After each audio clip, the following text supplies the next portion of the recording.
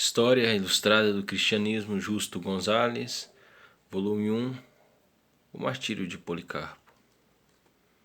Se é bem pouco ou nada o que sabemos acerca do testemunho final de Inácio. Temos amplos detalhes acerca de seu amigo Policarpo. Quando chegou a sua hora, quase meio século mais tarde. Corria o ano 155 e ainda estava vigente a mesma política que Trajano indicara ao seu governador Plínio. Os cristãos não eram procurados, mas se alguém os delatava e se negavam então a servir aos deuses, era necessário castigá-los. Policarpo ainda era bispo de Esmirna, quando um grupo de cristãos foi acusado e condenado pelos tribunais. Segundo o relato de alguém que diz ter sido testemunha dos acontecimentos, aplicaram-se os mais dolorosos castigos e nenhum deles se queixou de sua sorte, pois, descansando na graça de Cristo, tinham em pouca conta as dores do mundo. Por fim, coube ao ancião germânico se apresentar diante do tribunal. Quando lhe foi dito que tivesse misericórdia de sua idade e abandonasse a fé cristã, ele respondeu que não queria seguir vivendo num mundo em que abandonasse a fé cristã. Ele respondeu que não queria seguir vivendo num mundo em que se cometiam as injustiças que estavam sendo cometidas ante seus olhos, e unindo a palavra ao feito, incitou as feras para que o devorassem mais rapidamente. O valor e o desprezo de Germânico enfureceram a multidão, que começou a gritar: que morram os ateus, isto é, os que se negam a crer em nossos deuses, e que tragam Policarpo. Quando Policarpo soube o que buscavam, e diante da insistência dos membros de sua igreja, saiu da cidade e se refugiou em uma fazenda próxima. Depois de alguns dias, quando os que o buscavam estavam a ponto de encontrá-lo, fugiu para outra fazenda. No entanto, quando Policarpo soube que um dos que haviam ficado para trás dissera sob tortura onde ele havia se escondido, o bispo ancião decidiu deixar de fugir e aguardar os que o perseguiam. Quando o levaram diante do procônsul, ele tratou de persuadi-lo, dizendo-lhe que pensasse em sua avançada idade e que adorasse o imperador. Quando Policarpo negou-se a fazê-lo, o juiz pediu que ele gritasse: abaixo os ateus! Ao sugerir isto, o juiz se referia naturalmente aos cristãos que eram tidos por ateus. Mas Policarpo, apontando em direção à multidão de pagãos, disse: sim, abaixo os ateus. De novo o juiz insistiu, dizendo-lhe que, se jurasse pelo imperador e maldissesse a Cristo, ficaria livre.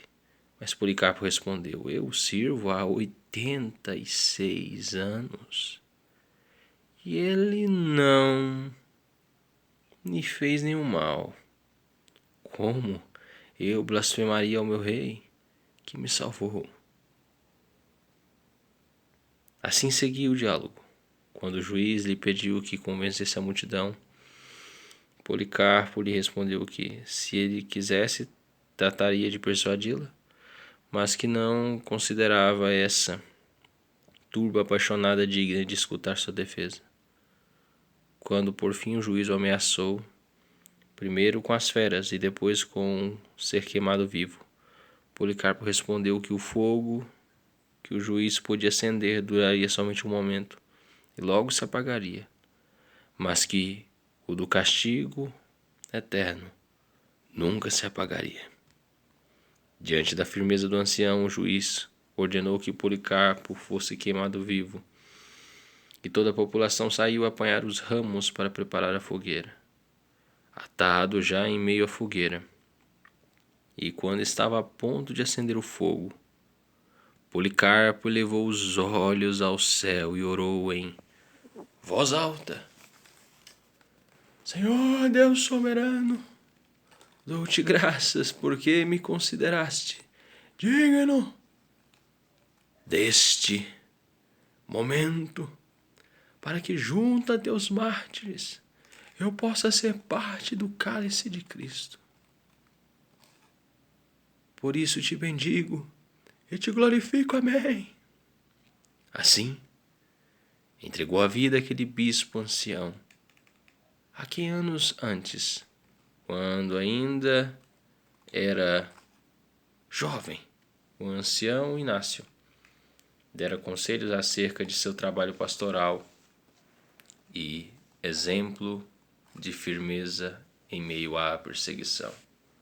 Por outro lado, os atos do martírio de Policarpo são interessantes, porque nelas podemos ver uma das questões que mais perturbavam os cristãos nessa época.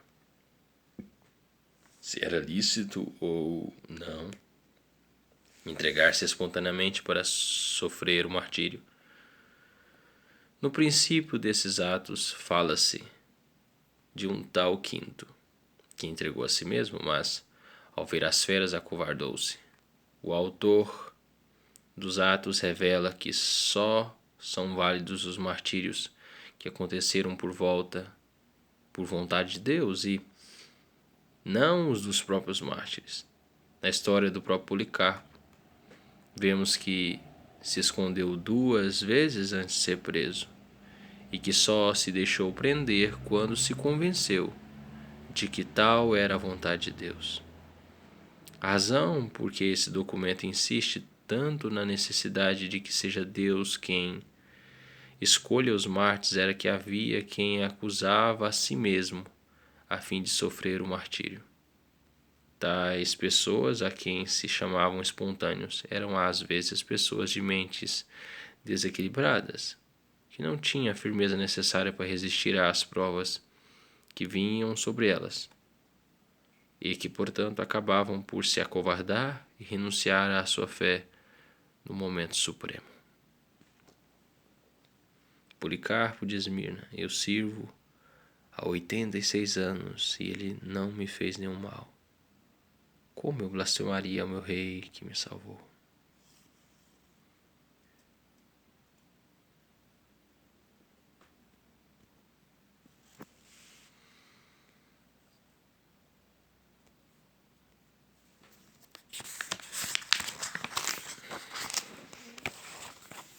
Mas nem todos concordavam com o autor dos atos do martírio de Policarpo.